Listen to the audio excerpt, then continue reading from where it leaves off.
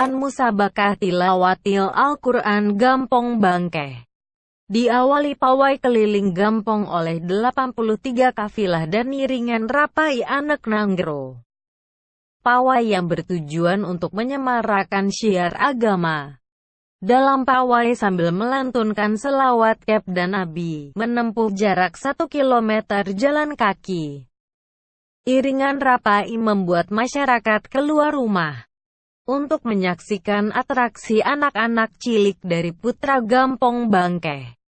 Musabakoh yang dibuka oleh Kecik Bangkeh, Kecik Ridwan dalam pidatonya yang berapi-api, membuat pengunjung diik semangat. Peresmian pembukaan MTQ kamu laksanakan dengan mengucapkan Bismillahirrahmanirrahim.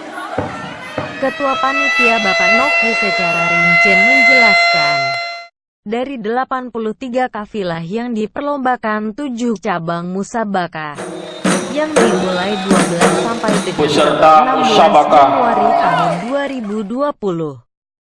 Namun sebelum pembukaan pada malam hari juga ditampilkan Rapai yang membuat pengunjung terpukau oleh grup Rapai Anak Nanggro Bangkeh. Usai pembukaan Rapai langsung penyematan dan pelantikan Dewan oleh Ketua LPT Ki Gempang.